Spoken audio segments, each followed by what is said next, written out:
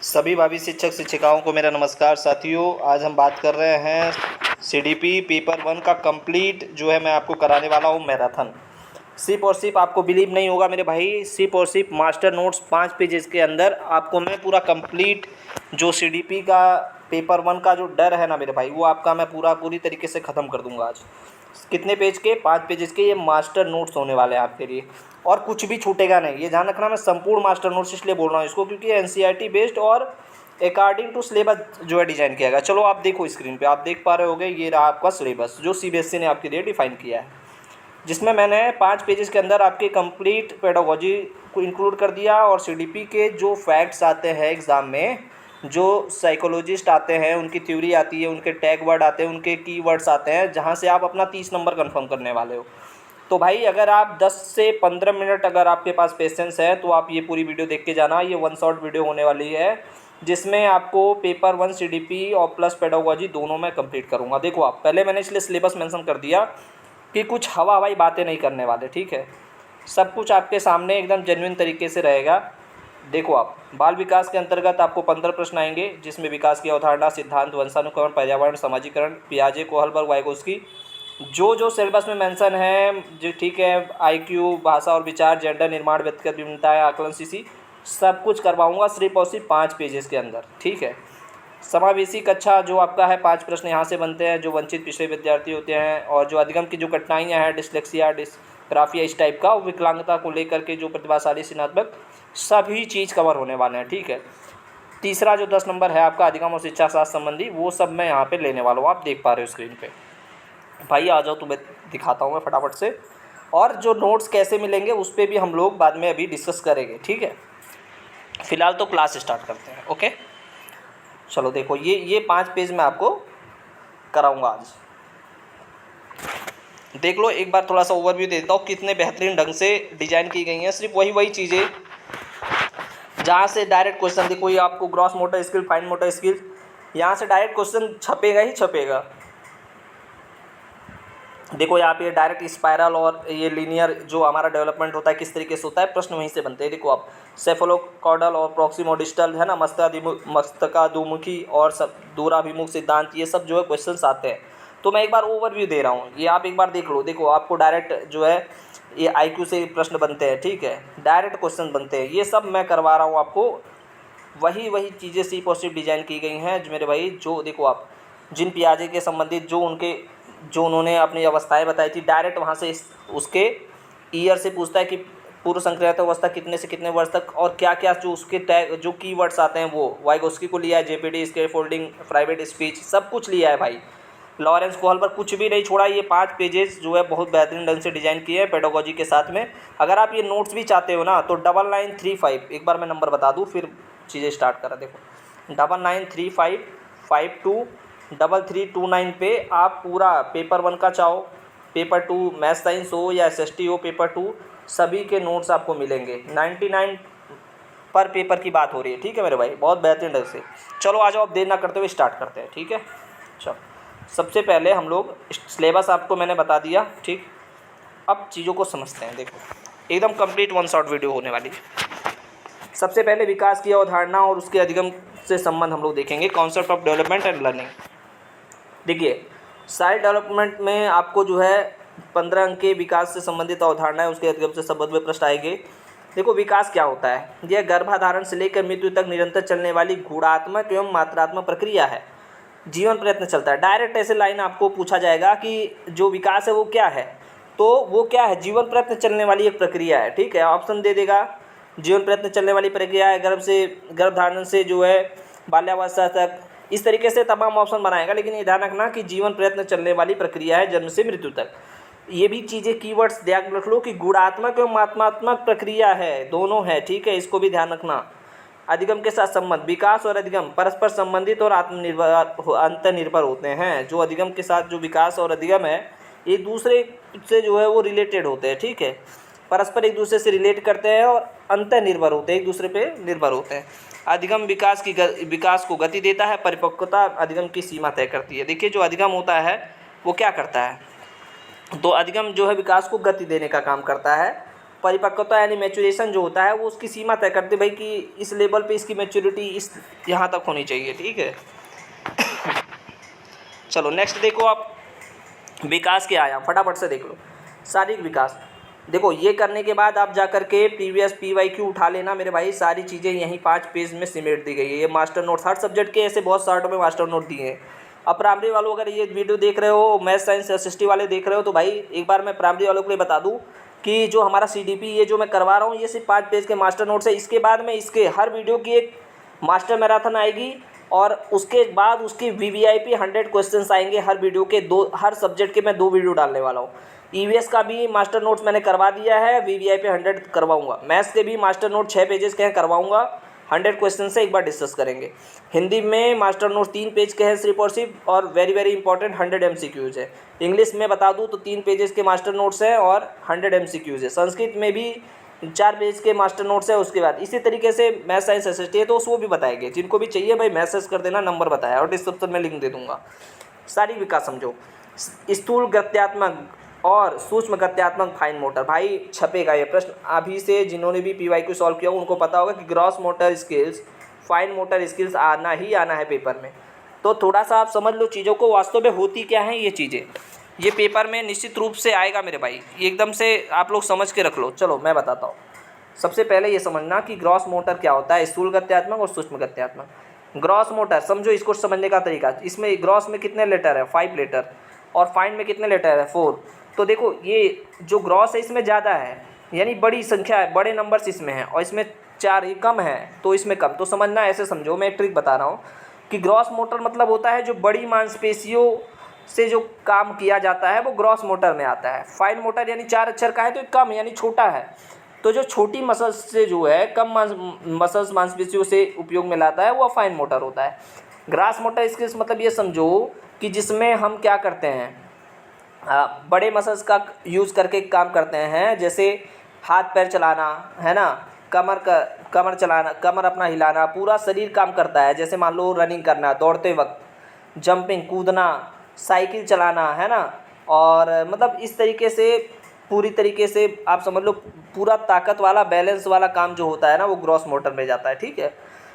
और fine motor यानी कम है, ये छोटी मांसपेशियाँ। तो छोटी मांसपेशियों का काम क्या होगा, जिसमें अंगुलियाँ जो आपके फिंगर्स होते हैं, हाथ होते हैं ना, हाथ की कलाई, छोटे मसल्स का यूज, जैसे मान लो मतलब लिखना हो गया, छोटे काम पेंसिल से कोई ड्राइंग बनाना हो गया, ठीक है, या फिर समझ लो चम्मच से खाना खाना हो गया।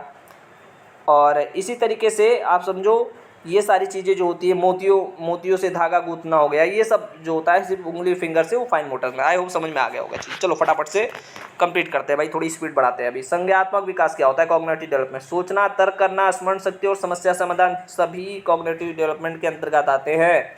डायरेक्ट पूछता है सोचना, तर्क करना, स्मरण शक्ति, समस्या समाधान तो है भाई। सामाजिक एवं संवेगात्मक विकास क्या होता है, समाज के नियमों को सीखना, उनकी भावनाओं पर नियंत्रण करना। चलो ठीक है, अब देखो कुछ मैं गोल्डन की देता हूँ। विकास हमेशा कैसा होता है, डायरेक्ट ये प्रश्न छपेगा भाई, देख लो, सिर्फ 5 पेजेस में समेट दिया है मैंने पेडागोजी के साथ। विकास जो होता है वो लीनियर नहीं होता, डायरेक्ट देगा। विकास जो है रैखिक प्रक्रिया है, इस तरीके से देगा, वर्तुलाकार है, स्पाइरल है, सामान्य से विशिष्ट है कि विशिष्ट से सामान्य है। तो मेरे भाई याद कर लो, विकास कभी भी लीनियर नहीं होता, एक रैखिक नहीं होता कि ये इस तरीके से, ऐसा कुछ नहीं है। विकास हमेशा जनरल टू स्पेसिफिक होता है, सामान्य से जो है स्पेशल की तरफ जाता है, जनरल टू स्पेसिफिक होता है, और साथ ही साथ स्पाइरल होता है। विकास जो होता है क्या होता है, स्पाइरल होता है, ठीक है। चलो एक निश्चित क्रम की तरफ नहीं बढ़ता। नेक्स्ट, बाल विकास के सिद्धांत समझो आप। विकास के सर्वमान्य नियम एवं दिशाएं समझो। बाल विकास के सिद्धांत देखो, ये प्रश्न छपेगा भाई, सिर्फ 5 पेजेस में, सभी इसमें इंपॉर्टेंट है, जहाँ से डायरेक्ट क्वेश्चन बनने वाले हैं। सेफलोकॉर्डल प्रिंसिपल क्या होता है, मस्तकाधोमुखी सिद्धांत, सिर से पैर की ओर डायरेक्ट पूछता है कि मस्तकाधोमुखी सिद्धांत संबंधित है सिर से पैर की तरफ, अंदर से बाहर की तरफ है ना, ऊपर सर से पैर की तरफ, पैर से सर की तरफ, ऐसे पूछेगा। तो हेड टू टो जो होता है ना, पहले बच्चा जो है वो सिर पर नियंत्रण सीखता है, फिर पैरों पे वो नियंत्रण करता है। तो याद रखना, जो सेफलोकॉर्डल है वो क्या कहता है, हेड टू टो, सिर से पैर की तरफ, रट लेना भाई। समीप दूराभिमुख सिद्धांत, प्रॉक्सिमो डिस्टल प्रिंसिपल क्या कहता है, कि शरीर के केंद्र के से बाहर, यानी कि समीप से दूराभिमुख, प्रॉक्सिमो डिस्टल, शरीर के केंद्र से बाहर की तरफ प्रारंभिक धड़ से अंगुलियों की ओर जाना, यही तो है आपका प्रॉक्सिमल डिस्टल। व्यक्तिगत विभिन्नताओं का सिद्धांत, विकास की जो गति होती है प्रत्येक बच्चे में अलग, भाई डिफरेंट, सबके अंदर अलग अलग क्वालिटी होती है, तो वो निश्चित रूप से सही है। एकीकरण का सिद्धांत क्या कहता है? बच्चा पहले अंगों को अलग अलग करना चलाना सीखता है, फिर उनमें समन्वय इंटीग्रेशन स्थापित करता है। ठीक है, ये एकीकरण का सिद्धांत है। चलो भाई फटाफट से आगे बढ़ते हैं। नेक्स्ट क्या कह रहा है? आनुवंशिकता में पर्यावरण का प्रभाव, प्राकृतिक बनाम पोषण, नेचर वर्सेस नर्चर। देखो ध्यान से समझना, आनुवंशिकता हेरिडिटी, नेचर क्या कह रहा है कि ये बालक की स्थिर संरचना है जो माता पिता से जीन्स के द्वारा मिलती है, जैसे आंखों का रंग, मूल बुद्धि, ये सब आनुवंशिकता की देन है। ठीक है, हेरिडिटी का है भाई ये। ठीक है, पर्यावरण समझो, पर्यावरण इन्वायरमेंट और नर्चर को समझो। यह वह परिवेश है जिसमें बच्चा रहता है। पोषण, विद्यालय, समाज, ये सब जो है वो आपके नर्चर के अंतर्गत आते हैं, है ना। और जो हेरिडिटी है वो आपका समझो, हेरिडिटी वो नेचर है। जैसे आप माता पिता से अगर किसी के बाप की आंखें जो है बुरी है तो बच्चे में हो जाए, तो ये एक हेरिडिटी के कारण हो रहा है। ठीक है, चलो वुडवर्थ का एक सूत्र दिया था, कौन सा सूत्र भाई एग्जाम में आता है? विकास जो होता है वो आनुवंशिकता और पर्यावरण का गुणनफल है। याद रखना, डायरेक्ट प्रश्न आता है। ये योग नहीं होता, आनुवंशिकता प्लस पर्यावरण का योग नहीं है, उनका गुणनफल होता है। ठीक है, चलो भाई कमेंट वीडियो बताना कि कमेंट करके बताते रहना भाई कि कैसी लगी वीडियो आपको। पेपर 1 वाले के बाद पेपर 2 SST मैथ साइंस वाले भी बताना यार, कौन सी वीडियो इसके बाद कौन सी नेक्स्ट वीडियो आप चाहते हो।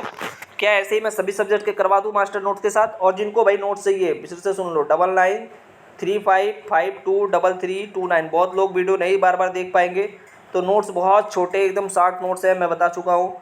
जा करके कमेंट करना भाई, हर सब्जेक्ट के हिंदी मीडियम के नोट्स आपको प्रोवाइड करवा देंगे। ठीक है, मात्र 99 रुपीज़ में भाई, इससे कम में कुछ, इससे कम हो ही नहीं सकता। इसलिए देखो ना आपकी किस तरीके से मेहनत करके, सिर्फ आप मोटे मोटे बुक्स पढ़ रहे हो, जो एक्चुअल जो डेटा फैक्ट से जाते प्रश्न भर रहे हो उसको नहीं। तो सबसे मेन चीज़ है सोर्स को लिमिटेड करना। ठीक है, 99 में आप अगर बेहतरीन ढंग से आप अपनी तैयारी करना चाहते हो तो कमेंट करके ले लो भाई नोट्स। ठीक है, अभी बहुत टाइम है, 2-3 घंटे में मेरे सारे नोट्स रिवाइज हो जाएंगे हर सब्जेक्ट के।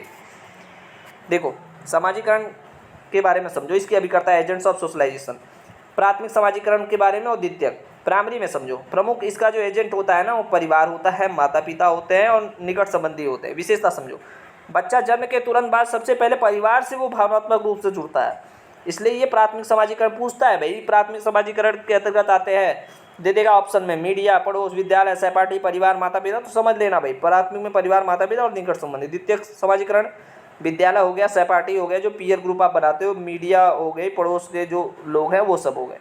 यह बच्चा औपचारिक नियमों और सामाजिक दायित्वों से सीखता है जब वो द्वितीयक समाजीकरण सेकेंडरी लेवल पर पहुंचता है। ठीक है भाई, 2 पेज कंप्लीट हो गए। ठीक है, अभी आ जाओ तीसरे पेज पे। बहुत ज़बरदस्त डेटा मैंने तैयार किया है, सिर्फ वही जो एग्जाम ओरिएंटेड फैक्ट्स हैं। देखो पियाजे, कोहलर, वाइगोस्की, इसलिए मैंने पहले सिलेबस मेंशन कर दिया था कि कोई चीज़ आपको लगे ना कि हाँ NCERT line by line according to syllabus चल रहा है सीबीएसई के। पियाजे, कोहलबर्ग, वाइगोस्की, सीटेट के सबसे महत्वपूर्ण ये 3 स्तंभ समझ लो आप, जिन पियाजे से क्या प्रश्न बन सकता है। भाई सिर्फ वही उठाया हूँ जहाँ से प्रश्न बनेगा। देखो आप समझो ध्यान से,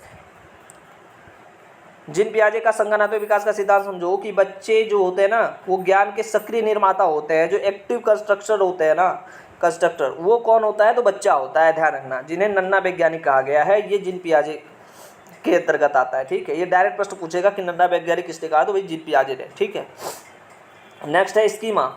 स्कीमा समझो भाई, डायरेक्ट कीवर्ड्स पकड़ लो। स्कीमा आया तो जिन पियाजे के साथ निकल जाए। 4 अवस्थाएं इन्होंने बताया कि स्कीमा क्या होता है। मस्तिष्क में जो ज्ञान होता है ना उस संगठित पैकेट होता है, उसका पूरा कलेक्शन होता है।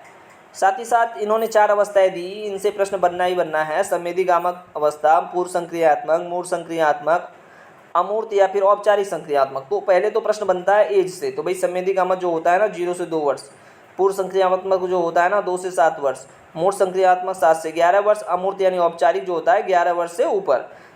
अब इससे जो क्वालिटी है उससे डायरेक्ट प्रश्न बनता है। तो देखो एक दो मैंने लाइन बाय लाइन उठा करके रख दिया है, आपको सिर्फ और सिर्फ ये नोट्स पढ़ने हैं, ये आपको मास्टर नोट्स के पैकेज लेने हैं और बाकी आपको बस घंटे 2 घंटे रिवाइज करने हैं, घंटों मैराथन देखने का झंझट खत्म। संवेदीगामक अवस्था जो होता है ये क्या करता है? वस्तु को अस्थायित्व प्रदान करने का काम ये होता है इस अवस्था में। और पूर्व संक्रियात्मक के अहम केंद्रित होता है, संरक्षण का अभाव इसमें पाया जाता है। मूर्त संक्रियात्मक में संरक्षण, वर्गीकरण, तार्किक चिंतन, मूर्त वस्तुओं पर चिंतन ही, भाई तार्किक चिंतन वगैरह पूछता है डायरेक्ट, तो मूर्त संक्रियात्मक में होता है। 7 से 11 में। अमूर्त एवं परिकल्पित निगमात्मक तर्क ये भाई चौथे में आता है, तो इसको दिमाग में बैठा लेना। अब आप मेरे को कमेंट करके बताओ कैसी लग रही है क्लास आपको, क्या ये डेटा आपको कैसा लगा, और कौन सी वीडियो नेक्स्ट आप चाहते हो। क्या आप चाहते हो सभी सब्जेक्ट करवा दें? और ये भी समझना भाई, नोट्स के साथ में मैं आपको VVIP हर सब्जेक्ट के 100, कहीं कहीं मैंने 200 डिजाइन किए हैं, ठीक है। SST वालों के लिए तो 400 कर दिया, साइंस वालों के लिए 200 कर दिया भाई। इसके साथ जो VVIP क्वेश्चन मैं दे रहा हूँ ना हर सब्जेक्ट के, वो NCERT लाइन बाय लाइन उठा रखा है कि सिलेबस के अकॉर्डिंग उस सिलेबस से, उस टॉपिक से क्या क्या बन सकते सभी को डाल दिया है भाई। बहुत मुश्किल है चीज़ें उससे बाहर जाना। कॉन्सेप्ट कहीं ना कहीं कॉन्सेप्ट जो होंगे वो निश्चित रूप से फंसेंगे, ठीक है। चलो अब देखो वाइगोत्स्की के बारे में देखते हैं भाई। सामाजिक सांस्कृतिक सिद्धांत इनका है, तो संज्ञानात्मक विकास में समाज, संस्कृति और भाषा इनकी मुख्य भूमिका निभाते हैं। तो देख लो भाई, इनका कीवर्ड याद रखना। JPD पूछे तो वाइगोत्स्की के साथ निकल जाना, इसके फोल्डिंग पूछे तो वाइगोत्स्की के साथ निकल जाना, प्राइवेट स्पीच निजी वाक पूछे तो वाइगोत्स्की के साथ निकल जाना भाई। यही 3 तो पूछा जाता है और कुछ नहीं। इसके बाद यही 3 समझो आप वाइगोत्स्की को लेकर के, समाज, संस्कृति और भाषा। JPD क्या होता है? Zone of proximal development. देखो समीपस्थ विकास का क्षेत्र समझो, वास्तविक विकास स्तर और संभावित विकास स्तर के बीच का जो अंतर होता है ना, जो वास्तविक है लेवल, और जो आपके जो आप कल्पना कर रहे हो, संभावित एक कर रहे हो, इमेजिन कर रहे हो, वो उसके बीच का जो डिफरेंस है वही है JPD। इसके फोल्डिंग क्या होता है? अनुभवी व्यक्ति द्वारा दी जाने वाली जो अस्थायी मदद होती है वो आपको इसके फोल्डिंग कहलाता है। निजी वाक, प्राइवेट स्पीच क्या है? बच्चे द्वारा खुद को निर्देशित करने की ओर जोर जोर से बोलना, ये आपका निजी वाक है, ओके। चलो भाई लॉरेंस कोहलबर्ग के बारे में देखते हैं, और ये एग्जाम में पूछा जाएगा, ठीक है। कोहलबर्ग का नैतिक विकास, भाई ये 3 छपेंगे तो यहीं से छपेंगे। लॉरेंस कोहलबर्ग का नैतिक विकास का सिद्धांत जो होता है वो 3 स्तर और 6 चरण में दिया है इन्होंने। स्तर 1 क्या कह रहा है?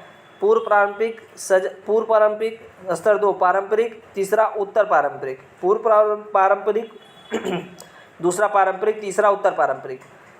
पहला जो स्तर है पूर्व पारंपरिक, इसका मतलब है सजा से बचना, स्वार्थ की भावना रहती है। पारंपरिक में क्या होता है? अच्छा लड़का लड़की, भाई अच्छा लड़का बनना है, अच्छा लड़की बननी है सॉरी। कानून और व्यवस्था, इन सब चीज़ों पे लेवल 2 काम करता है लेवल 3 पे आते हैं तो उत्तर पारंपरिक में ये सामाजिक अनुबंधन करता है और सार्वभौमिक नीतियों का डेवलपमेंट होता है। भाई ये कीवर्ड से याद कर लेना, यहाँ से प्रश्न बनेंगे। अब देखना ध्यान से, एग्जाम सीक्रेट समझो। पियाजे विकास को पहले मानते हैं, अधिगम को बाद में। भाई 100% इसको नोट कर लेना, बहुत इंपॉर्टेंट डेटा है। और आप देख सकते हो किस तरीके से नोट्स डिजाइन किए गए। तो भाई सभी सब्जेक्ट्स के पर पेपर 99 में दे रहा हूँ, कहीं नहीं मिलने वाला। छान मारना, मोटे मोटे नोट्स उठा करके कॉपी पेस्ट मिल जाएगा। कलेक्टेड एकदम selected data, exam oriented facts के साथ कहीं नहीं मिलने वाला, ठीक है। पियाजे विकास को पहले मानते हैं और अधिगम को बाद में मानते हैं। विकास पहले होता है, अधिगम बाद में होता है, अकॉर्डिंग टू पियाजे। जबकि वाइगोत्स्की जो है वो क्या कहते हैं? वो अधिगम विकास को आगे खींचता है। वो क्या, उनका मानना है कि अधिगम जो होता है ना वो विकास को आगे खींचता है, ठीक है। तो विकास पहले, अधिगम बाद में पियाजे, अधिगम पहले विकास बाद में वाइगोत्स्की, ठीक है जी। चलो फटाफट से आगे बढ़ते हैं। बाल केंद्रित और प्रगतिशील शिक्षा देखो, जॉन डीवी के ने प्रगतिशील कक्षा की क्या विशेषता बताई है। देखो बाल केंद्रित शिक्षा, शिक्षा का केंद्र बिंदु कौन है? भाई बालक होता है। शिक्षा केवल एक सुगम करता है, यानी फैसिलिटेटर का काम करता है, ठीक है, ये ध्यान रखना। डीवी के अनुसार प्रगतिशील शिक्षा, प्रोग्रेसिव एजुकेशन सब जो ये करके सीखने पे बल देता है, जो आपका प्रोग्रेसिव एजुकेशन होता है। लर्निंग बाय डूइंग, समस्या समाधान और अन्वेषण पर आधारित शिक्षा, यही तो है प्रगतिशील शिक्षा।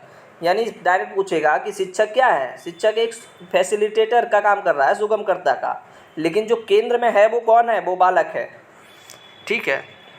भाई जो लोग नए हो यार, देखो सभी सब्जेक्ट कराने वाला हूँ। CTET paper 1 paper 2 all subject करवाऊंगा with language paper, Hindi English Sanskrit सभी के साथ। क्रैक स्टड पे नए हो मेरे भाई, इस परिवार से जुड़ो। इससे जुड़ने के बाद अभी तक कोई भी बच्चा ऐसा नहीं जिनका सीटेट क्लियर नहीं हुआ। भाई TRE 4 को लेकर भी क्लास आएंगी, सुपर टेट की भी क्लास है, सबका अलग अलग प्लेलिस्ट है, सब कुछ मिलेगा भाई। अभी तो आप सीटेट पे फोकस कर लो, ठीक है। चलो नेक्स्ट फटाफट से स्पीड बढ़ाते हैं। और ये पूरा 1 शॉट वीडियो है, पूरा आपका कंप्लीट मैराथन होगा, कंप्लीट मैराथन वीडियो 1 शॉट। बुद्धि की अवधारणा एवं बहुयामी बुद्धि के बारे में समझो। देखो स्टर्न गार्डन और बहुबुद्धि सिद्धांत एवं IQ फार्मूला समझो। देखो IQ फार्मूला समझते हैं। IQ का फार्मूला कहता क्या है? तो वो कहता है भाई MA, यहाँ पे थोड़ा सा यहाँ पे मिसप्रिंट हुआ है, मैं बताता हूँ। ये ये एक लाइन की मिसप्रिंट है। देखो MA/CA बाकी किसी सब्जेक्ट में नहीं है, सबका जो प्रूफ रीडिंग किया गया है MA/CA इंटू 100, यही तो है IQ का फॉर्मूला, यही है मेरे भाई, नोट कर लेना और प्रश्न बनेंगे यहाँ से। MA/CA इंटू 100, MA मतलब क्या हो गया, ये आपका MA मीन्स मेंटल एज हो गया, ठीक है, और CA मीन्स क्या हो गया, ये हो गया क्रोनोलॉजिकल एज हो गया, ठीक है। MA जो होता है ना वो आपकी परफॉर्मेंस मैच करता है, ठीक है, और जो आपका CA है ना वो आपकी एक्चुअल एज है, करंट एज जो आपकी होती है, ठीक है, ये मेंटल एज है और ये आपकी करंट एज है। जैसे मान लो कोई बच्चा है 10 साल का, तो वो उसका CA हो गया 10 साल, ठीक है, क्योंकि उसकी करंट एज है, क्रोनोलॉजिकल एज है, उसकी वास्तविक आयु है, और वो 12 साल के बच्चों के लेवल का क्वेश्चन सॉल्व कर रहा है, तो उसका कैसे निकालेगा IQ।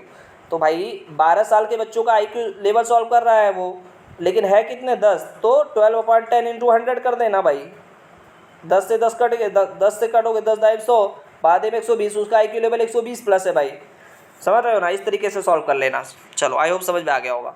तो फॉर्मूला हो गया। अभी गार्डनर का बहुबुद्धि सिद्धांत समझो। मल्टीपल इंटेलिजेंस, बुद्धि कोई इकाई नहीं है, बल्कि ये 8 या 9 स्वतंत्र प्रकार की होती है, जैसे भाषाई हो गया, तार्किक गणितीय हो गया, संगीतात्मक हो गया, साइंस गति संवेदी हो गया, अंतर्वैयक्तिक आदि, इस प्रकार से होता है।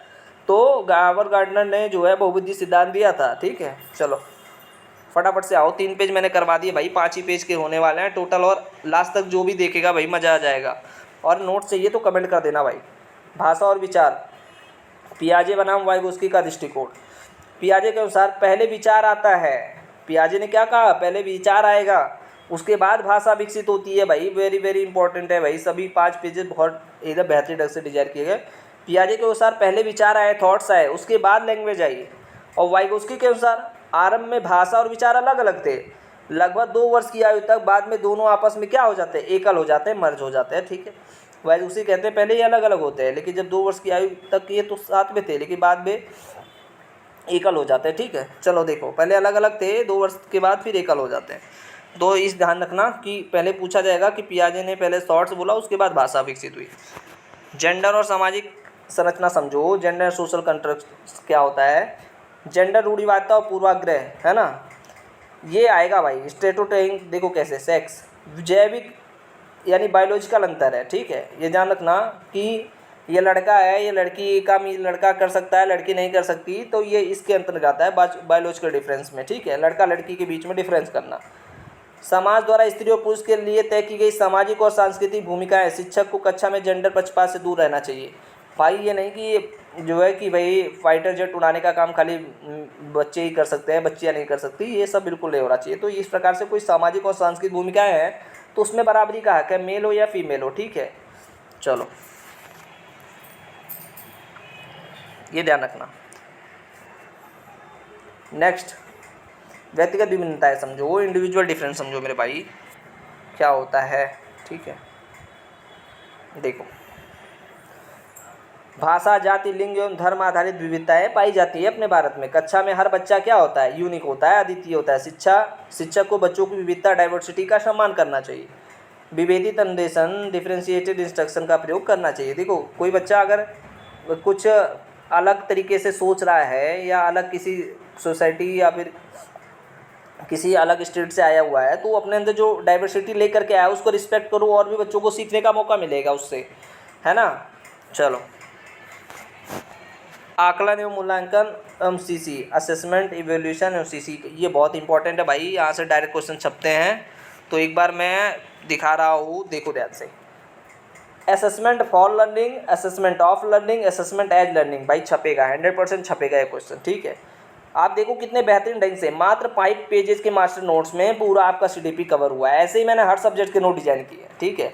कैसे मिलेगा नोट, 9935523329 पे व्हाट्सएप पे मैसेज करना, ठीक है। असेसमेंट फॉर लर्निंग, अधिगम के लिए आकलन, यह रचनात्मक होता है जो शिक्षण के दौरान सुधार हेतु प्रतिपुष्टि कर देता है। असेसमेंट ऑफ लर्निंग, ये योगात्मक होता है, समेटिव, जो अंत में ग्रेडियांक तय करता है, जो हमें नहीं करना। असेसमेंट एज लर्निंग, अधिगम के रूप में आकलन, जब छात्र स्वयं का आकलन करता है तो एज लर्निंग है। डायरेक्ट पूछेगा, ऑप्शन देगा, पूछेगा असेसमेंट एज लर्निंग है कि assessment of learning, assessment for learning.